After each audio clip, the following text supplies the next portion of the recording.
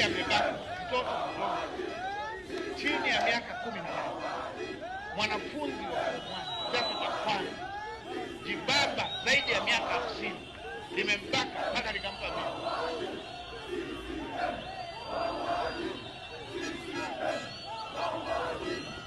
Halafu vipimo vya kwanza vimetoka, vimeonyesha DNA zinafanana.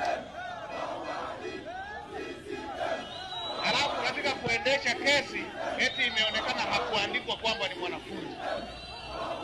Ngoja nifike Lushoto.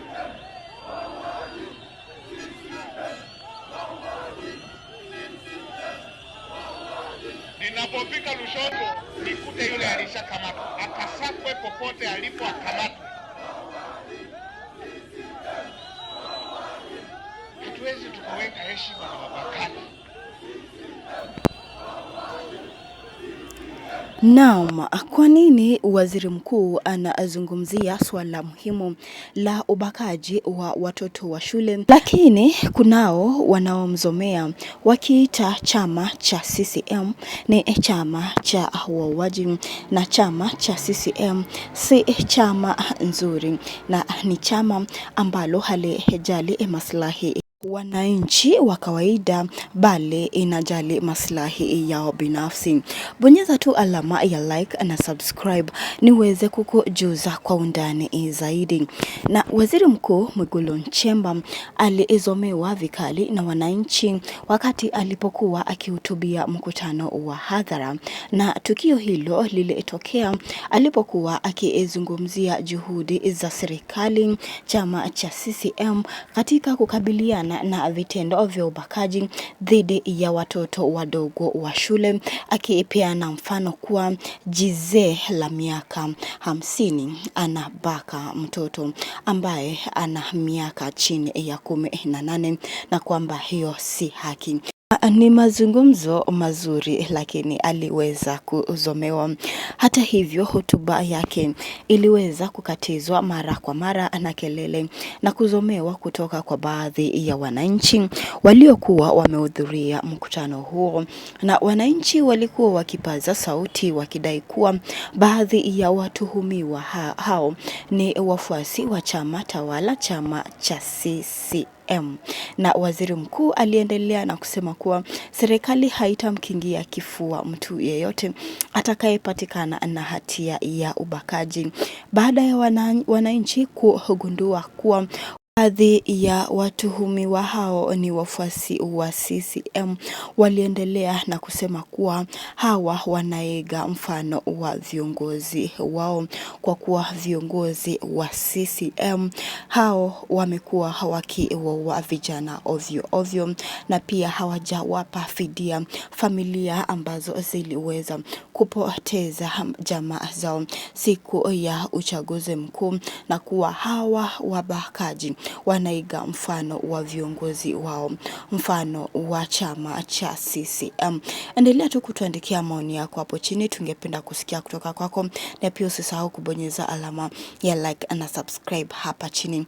Je, unahisi kwamba mfano ambayo viongozi wanaonyesha kwa wananchi na wananchi wanawaiga, je, unahisi kwamba hawa wabakaji wanafuata mfano wa viongozi, kwa kuwa inasemekana kuwa viongozi hawa wa CCM pia ni wabaya hata kuliko hawa wabakaji, ni wauaji, ni viongozi ambao hawajali maslahi ya wananchi, ni viongozi ambao hawapi vyombo vya habari uhuru wa kujieleza, ni viongozi ambao wanawanyima viongozi wa upinzani nafasi ya kujieleza, ni viongozi ambao wanawashika viongozi wa upinzani kwa kosa madogo ya kisiasa na kubandikiwa kesi la uhaini.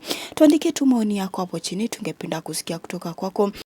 Maafisa wa usalama waliingilia kati na kuhakikisha mkutano unaendelea kwa amani, na Waziri Mkuu Nchemba aliweza kuhakikisha wananchi kuwa serikali haitavumilia mtu yoyote atakayepatikana na hatia ya ubakaji, akisema kuwa vyombo vya dola vinaendelea na uchunguzi wa kina na kwamba wahusika wote watafikishwa mbele ya vyombo vya sheria bila kujali misimamo yao ya kijamii au ya kisiasa.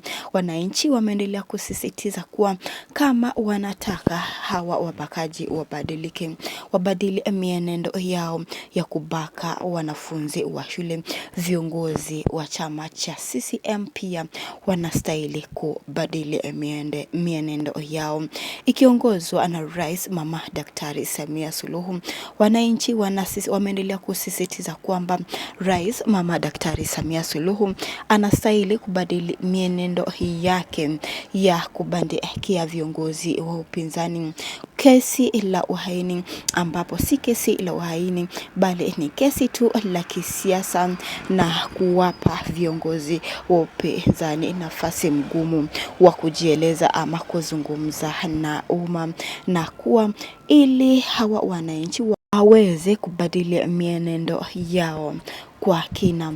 Viongozi wa chama cha CCM wanastahili kuwapa wananchi wote uhuru wa kujieleza, kwa kuwa kwa katiba inawapa wananchi wote uhuru wa kujieleza na si kuwateka nyara na kuwashika ovyo ovyo mwananchi yoyote anapojaribu kuzungumza kuwa serikali haiendeshi nchi kwa njia iliyo ya haki.